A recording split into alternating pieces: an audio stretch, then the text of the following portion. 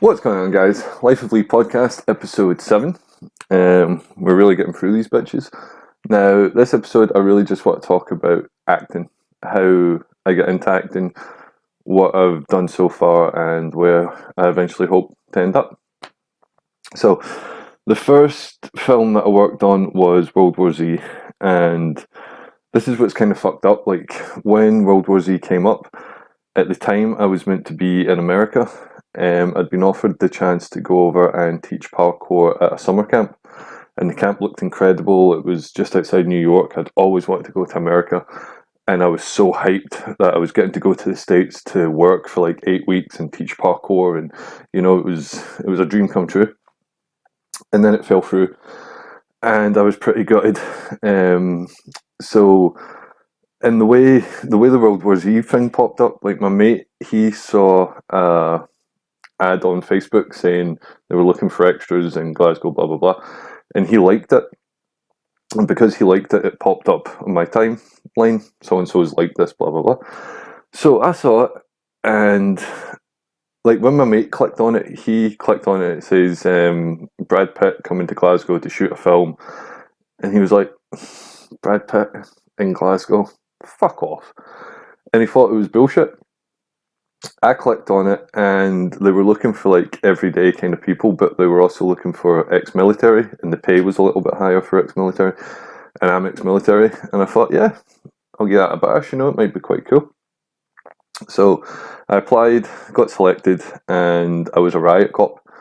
So I had like the full uniform, armor, shield, baton, helmet, and that. And the first day on set, like I remember it was just surreal. It was incredible. Like it was filmed in George Square in Glasgow, and every road was getting used to film a different scene.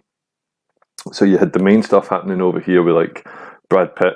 He's like 20 feet away from you, and then on the next road you had like a garbage truck crashing through cars and stuff's getting blown up.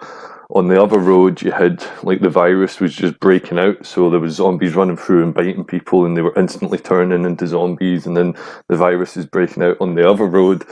You had like zombies clashing with like SWAT teams, so there was fights and there was wire work, and there was cars getting flipped, and just anywhere you looked, there was something happening that you don't get to see in everyday life.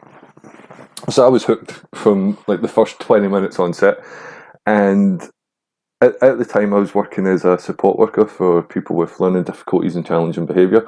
I'd been doing that for 6 years, and it was a really good job. Like, I just worked with the one service user the whole time, and the team that was in place we were just geared towards giving this guy the best life he could have, because he'd been in hospital for like years because of his conditions, basically locked away because they didn't know what to do with him. So we'd been working with him, just introducing him into society and, teaching him everyday kind of skills and that stuff. And I'd been there for 6 years, and it was really good. But as much as we were progressing with the guy we were supporting, I didn't feel I was really progressing in life. I'd kind of stagnated. So then World War Z came up, and I remember, I think it might have been the first day, but I remember clear, like so clear. I was standing, Brad Pitt's like 20 feet away, and he kind of stands out in a crowd, and there was an assistant director running around giving people bottles of water. And I was looking at just everything that was happening and all the stuff that was going on, and I thought, right, between that guy running around giving people water and Brad Pitt, world-renowned fucking superstar, there must be somewhere in between. There must be somewhere on the scale of giving out water to Brad Pitt. There must be somewhere where I can fit in. There must be something I can do in this industry that means I get to wake up each morning and see stuff like this happening. Because like I've had 37 jobs. I've worked retail sales, door-to-door sales, telesales. I was a butcher. I was an insurance broker. I've worked multiple factory jobs. I'm ex-military. Like I've got a lot of experience in the 9 to 5 kind of working environment, and I hate it. Like I absolutely hate getting up, to go and spend 8 hours a day working on someone else's dream, you know, like making someone else money, sorting something out for someone else. Like I want to be doing something for me. I want to be doing something that engages me every minute of every day, and something that I feel is worthwhile in my own, you know, respects. So that was it. I basically decided I wanted to get into film. Now, I know, like, I don't like education. I can't sit in a classroom and have someone teach something to me. I need to be hands on doing it. And I kind of knew that I wasn't going to go to school and study filmmaking and 4 years later come out and that kind of stuff. Like, I would have lost interest in it, or I would have just left the course. It just, I know it's one of my biggest strengths, I'd say. I know where I can and can't operate, and I lean into what I know I can do. And if I know I'm going to struggle with it, I do kind of avoid it. And maybe that's stopping growth in some kind of ways. But the stuff that I know that I can do, if I lean into that, I'll do it really well. So I try and do that. So I thought, right, I'm probably not going to study like filmmaking, but acting, you know, I could maybe study that, and it's like it's a lot more hands-on, it's performance, it's that kind of stuff. There might not be as much classroom kind of work, so I thought I'll try and become an actor. Now, this is like, I didn't do drama at school, and I was never in a school play. This was me coming with no experience whatsoever. So I thought, right, I'll go to college, because that's what you're meant to do. And went down, applied, and they told me I would need to prepare 2 3-minute monologues. And when I heard that, I thought, fuck, this isn't going to work out. Like, 3 minutes is a long time. And it's not like a song, like you're not repeating choruses and verses and shit. Like 3 minutes of just pure talking monologue style. Like, I don't think I'm going to be able to handle this. I don't have the best memory. So I started looking at monologues, and I chose a Shakespeare one, All the World's a Stage, the 7 Stages of Man, or the 7 Ages of Man, whatever the fuck it's called. And the other one, I just found it for a Google search, but it had like swearing and that kind of stuff in it. It was a bit more gritty and real. So I chose them two, and I started trying to learn them, and I found out that I can learn monologues pretty easily, and scripts and that kind of stuff. Like, what I do is, the first thing I do as soon as I get a script or a monologue or any piece that I need to perform, I write it out, like longhand, in my own handwriting, every word wrote out. And I think that really helps to instill it in my mind. And then I basically just go through each line and read it, try and remember it without looking at it, look back, all right, I didn't get that word right, cool, right, go again. And then it's just repetition. So I prepared the Shakespeare monologue, and I was having fun with it. You know, I was performing it like a thespian, and very dramatic, and enunciating and projecting my words and all that kind of shit. And then this other monologue, when I started reading it, it just started coming through in a Brooklyn accent. And I'm not exactly known for accents or shit. This was the first time I'd really tried to actually talk in an accent. So I practiced them, and I was nailing them. I felt really well prepared and really confident in my delivery of the monologues. I knew every word. I was feeling it, and this was something, like, my whole life I felt I should have been doing something. I just didn't know what it was, you know. So I was drifting from job to job and doing this and that and blah blah blah. But I always thought that one day there would be some ultimate thing that I would find, and I would know that would be it, and I could start digging my heels in and really working towards whatever it was. And I thought this might be it, you know. So day of the audition came, and I was sitting outside. There was another couple of people there. This was like 9 years ago now. So we're sitting, and a couple of people had been in already. And one of the lecturers came out and says, right, we're running a little bit low in time, so just choose one monologue that you want to do, and we'll just take it from there. So I thought to myself, right, this other one's got swearing and that kind of stuff, you know, I'm doing an accent, you know, it might be a bit risky, so I'll go with the Shakespeare one. These guys probably know who Shakespeare is, like, you know. So I went in, and the two lecturers are sitting, and you sit in front of them, and they ask you, like, why you want to be an actor, and, you know, And I think I answered quite well, and I had good reasons for it. And then they said, "Okay, Lee, would you like to perform your piece?" So I went to stand up and perform my piece, and just as I was standing up, this thought popped into my mind. And have you ever had a thought that just dominates your entire mind?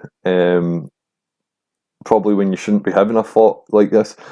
So as I was standing up, about to deliver this Shakespearean piece, I thought to myself, should I be performing this to them as if, I'm talking to them, or should I be performing it as if I'm on stage and I'm just performing it, to just performing it?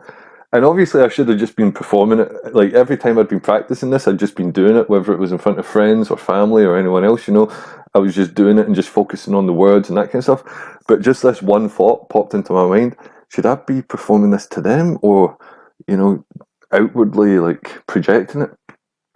So I started performing this monologue, and I started off like intently staring at the two lecturers. So I was like, all the world's a stage, there are 7. And then I thought to myself, this probably looks pretty weird. Like, maybe I should go like as if, I'm on stage. And so I started doing it out here and blah, blah, blah, blah, blah. And then I thought, maybe this looks a bit weird. So I came back to, no, no, no, no, no, no. And yeah, I fucked it. Long story short, I fucked it big style. And I could see him, I could see the two dudes, like, they weren't like elbowing each other, like, but they might as well have been. So I left, knew I'd fucked up, knew I wasn't getting into the course. They emailed me a couple of days later and says, "Fortunately, Lee, you've not been chosen, blah, blah, blah, but if you would like to discuss anything, please call us up." So I thought, fuck it, I'll just see what they say. So I phoned them up, and I was like, yeah, I was just wondering if there's anything I could have done differently. I know what I could have done differently. I could have just fucking done what I was meant to do instead of second guessing myself and that kind of shit. And they boiled it down to I just didn't have enough experience. I was like, you know what, fair play. Like everybody else that was sitting outside, they were, theatre school or drama or done school plays, and I was just sitting like, yeah, worked on World War Z, thought, fuck it, trying to become an actor. And it wasn't just like when I was on World War Z, it was a great experience, but like a couple other little things happened. Like I got chosen to be the model for the CGI mapping. So there was riot cops, there was National Guard, there was SWAT teams, there was normal cops. Like there was a couple of different uniforms, and one person from each uniform or costume was chosen to go and get like scanned for the 3D digital CGI rendering. So when you see the film, there was only like 20 riot cops there, but in the film there was like 50, and all the other ones are just duplicates of me, and they've stretched me or whatever and coloured me, and I don't know what the fuck I do. So that was quite cool to get like chosen for another job while I was there. And there was also there was a couple getting married on set. They were like big zombie movie fans or horror movie fans, and they'd somehow managed to blag it so they could get married on set with all the like props and that kind of shit. And me and one of the other riot cops got picked to go over and be like, part of the wedding. So like the Sun newspaper, they were there taking pictures and shit. So I ended up in like the national newspapers on set of World War Z, but at a wedding. So there was a couple of little cool things that happened while I was on World War Z. And also for me personally, I was standing just outside like base camp. I don't know what they were calling it, where all the extras were, and like holding basically. And a guy walked past, and he was wearing a hoodie, and I saw this emblem on the side of the hoodie, and I've got the same emblem tattooed there. It's a free run symbol, and I seen it, and then I looked at the guy, and it was Sam Parham from the free run team. And before I just like recognised him, I didn't know I was going to say anything, but I recognised him. I went, Sam. I turned around. I'm like, holy shit, that's Sam Parham, like one of my like inspirations for free running. It's like if you're into football and you were going and like watching a match and then you turn around and like Beckham's standing there, do you know what I mean? You'd be like, oh fuck, what's happening, Beckham? So I ended up chatting to Sam, and like him and a couple of other people, Chloe Bruce and Curtis Small from the free run team, they were on set doing stunts. So I got to like chat with him and that kind of shit, which for me, like no one else knew who the fuck this guy was, but to me it was like, oh shit, Sam, what's happening? So that was a good wee moment. And just like the people that I met and the fun that I had, it was just an incredible experience. And I thought to myself, if I could do that for a job, if I could get up every day and know that this is what I was going to do, something in this kind of vein or area, then I'll be happy. And it's true, like even like when I was on Game of Thrones, in fact, any normal job, if I'd say an office job, 9 to 5, you're getting up at like 7:30, 8 o'clock, and you're fucking miserable, and you can't be fucked, and you're looking outside like, oh, I can't be bothered with this, and then you go in, and those 8 hours feel like 18 hours, and then you're coming back home, and you're tired, and you just can't wait to get out your fucking suit and that kind of shit, and you just, for me personally, it's depressive. It's just every day going in and doing work that doesn't really, ignite your soul. Like you're just entering numbers or phoning people, like just not pointless work because it does need to be done and that kind of shit. But for me, it's literally soul destroying. Whereas when I was on Thrones, like I'd be getting up at 4 in the morning and going in and spending fucking 12, 14 hours on set, coming back and getting like 2 hours sleep and then getting up at 4 the next morning. But I was excited and happy every single minute of it. There was no, it didn't matter what time I had to get up or how little sleep I'd had. I was still, as soon as my eyes opened, I was buzzing and I was ready to go. And that, for me, lets me know that I made a right choice. That when I open my eyes, I want to get out and I want to do what I want to do instead of opening my eyes and, wanting to hit the snooze button or just not wanting to go or that kind of shit. Like for me, I definitely, it's been proven to me time and time again that getting into the filmmaking world was the best decision I ever made. So I fucked up college, big style, and that could have been the end of it. Like I know a lot of people who've planned to do stuff and then they've fallen at the first hurdle and they've been like, oh well, it's not for me, I'll just leave it. And there probably was a bit of me that was like, oh well, fuck it, you're not going to get into college, so how the fuck are you going to get into films? You know what I mean? Like just leave it, just it's not for you. But there was a part of me that was like, no, I need to do this shit. I want to do this shit. This would make me so fucking happy. And so I knew there was films getting shot in and around Glasgow, like independent productions, low budget films, student films, that kind of stuff. And I thought, if it's experience I need, which it is, then maybe I can kind of blag my way onto one of these films and, just work my way up and that kind of shit. So I saw an advert for a short film that was getting made. It was a student production, and they were looking for like loads of roles. But I seen one. It was the role was called Man in Club. Didn't even have a name, just Man in Club. And Man in Club had 2 lines, and I thought to myself, I can handle that. 2 lines. I think I can do that. And that's the thing. Like back then, I was so insecure. I was so nervous. I was so withdrawn. I was so shy. I didn't want to do anything that would single me out or put me out there. I just wanted to fade into the background and just no one look at me. Like, I don't want to engage in any conversation. Like, don't ask any questions. Just leave me the fuck alone. And I knew I had to get out of that. I knew I had to break out of that shell. So I thought, right, I'll just try this. Man in Club, 2 lines. I'll see what happens, right? I'll see if I can become an actor. Because to me, like, even nowadays, I'll meet people and I'll say I'm an actor and they'll be like, oh, what will you do if you make it? Or, remember me if you make it. And, oh, imagine if you made it. I've already made it. Like, as with everything in my life, my goal was to see if I could become an actor. So for me, the first time that I get cast in a role and given a script with lines, and I was in front of a camera and I performed those lines, boom, I done it. I'm an actor. Or I have acted. Like I set myself the goal, I done it, ticked it off. And that's exactly what it was. And everything that's happened since then has been gravy, has just been added bonus. I already completed my goal back then on that day, done. Can I be an actor? Is that something I could do? Yes, it was. Cool. Now, do I do it again? Does anything else come up? That remains to be seen. But I set myself a challenge. I completed it. Let's move on to the next thing. So I went in for the audition, and it was set in America, so I just reused my Brooklyn accent from the monologue, done my 2 lines. I was feeling pretty good about it, and the director said, "That was really good, Lee. Would you like to read for the coroner, one of the other characters?" I was like, "Oh, dude, I didn't prepare that. Like, I just prepared my 2 lines, but were my 2 lines good?" He said, "Oh, yeah.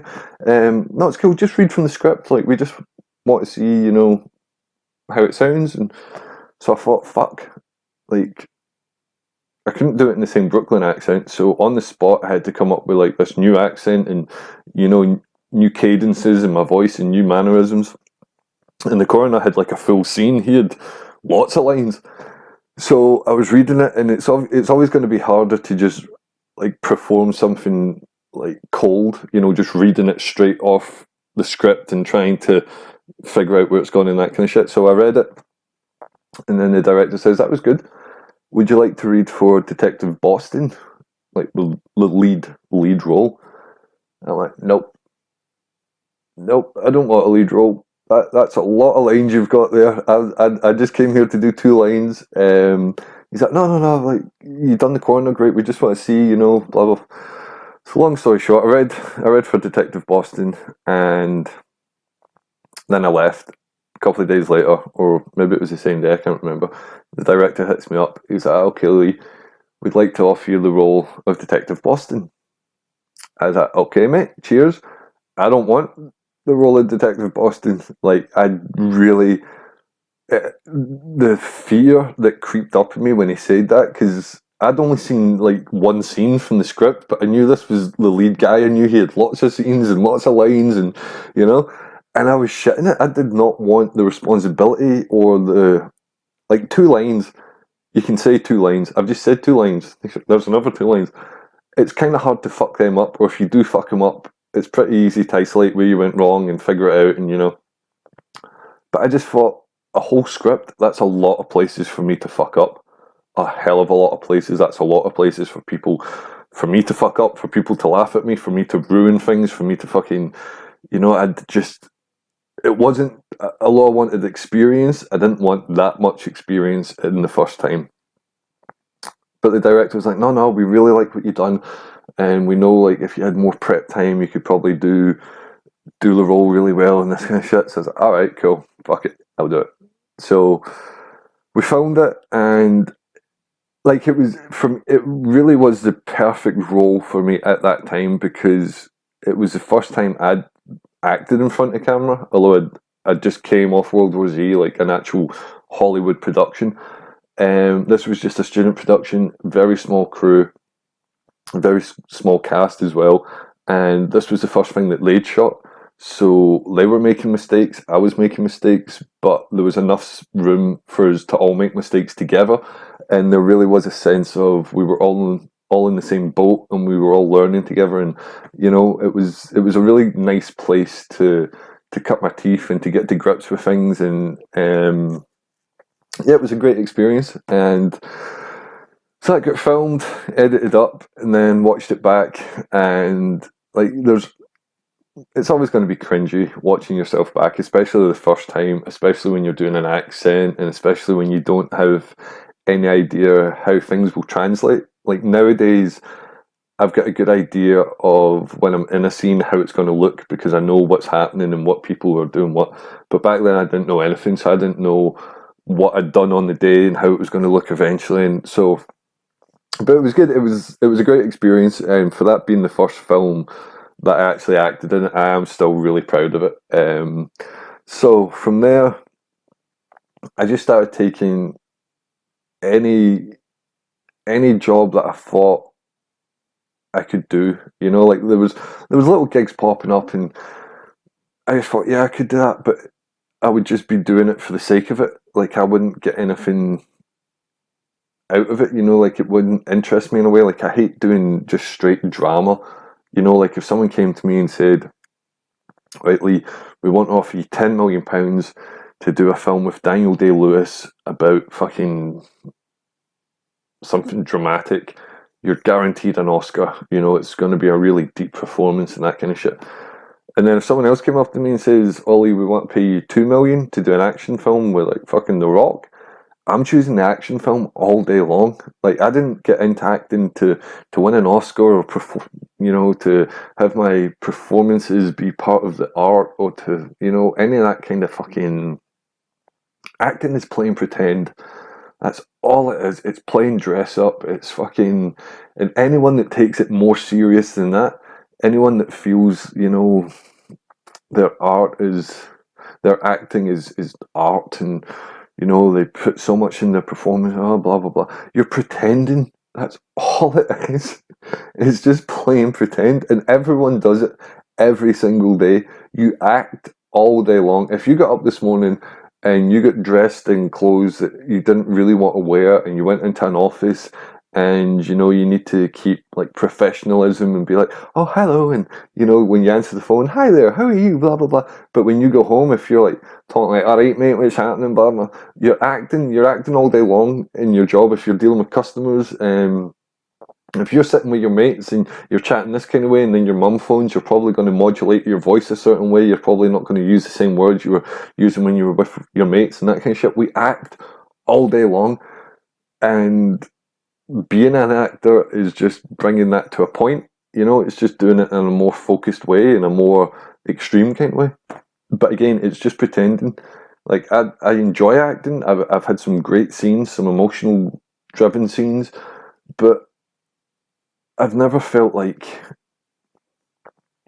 I had to go deep in within myself or be method. Like I never had to study a character or live in that character's head for 6 months to just go and do the scene. Like just whatever's required of you in that scene, do it. It's all you need to do. It's so fundamental to me anyway. Like I've never studied acting, so maybe I'm doing it all wrong, but it seems to be working out so far. So fuck, that's 27 minutes into this bitch, and I've only done like the first 2 gigs. So yeah, it's pointless really going on to like different stories now because I've only got 3 minutes left. I don't know if I started writing around this time or not, because so far I've wrote 9 films and I'm halfway through writing a TV show. And this is funny because I've got a letter somewhere from my English teacher, basically writing home to tell my parents how much of a fuck up I was. And I don't think anyone else in my English class has wrote films or wrote anything since I fucking left class. So it's quite funny to, in school, be hated by my English teacher and then come out and actually become a writer. But we'll do that. That'll probably be a whole episode on writing because I fucking hate writing. You have no idea.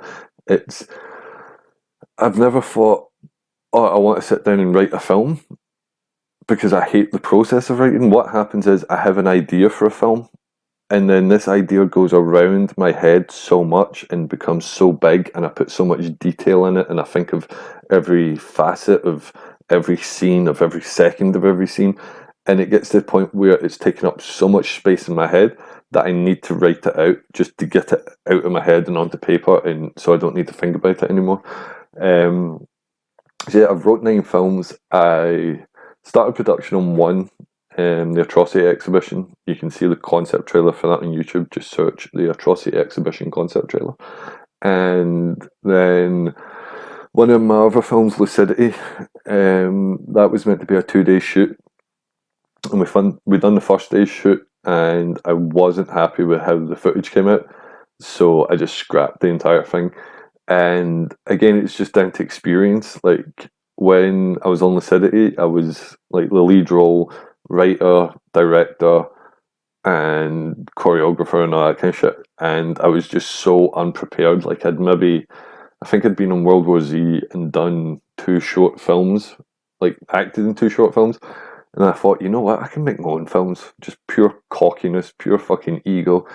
And so I started writing, and then when we actually started producing, I thought, no, I don't have the experience to do this. So I thought, right, I'll just go out and get even more experience, which is exactly what I did.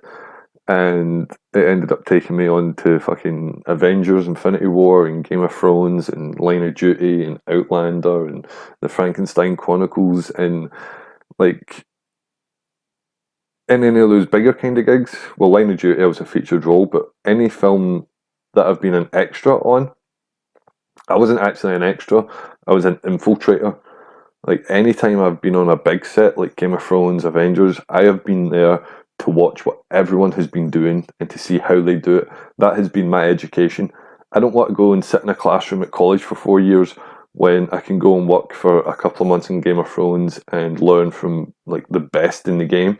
You know what I mean? It makes more sense to me to have that kind of hands-on look at what happens. Like I took part in the biggest battle that's ever been filmed, and I was on both sides of it. So I get to be fully immersed in the world that I wanted to be in. And you best believe I've been taking notes. You know what I mean? So we've just went over the halfway mark, the half hour mark. So I'll cut this close. I honestly thought I could maybe bang this out in an episode, but looks like it's going to be a couple of episodes. So I'll let you go. Thanks for stopping by, and I'll see you next time. Badoo.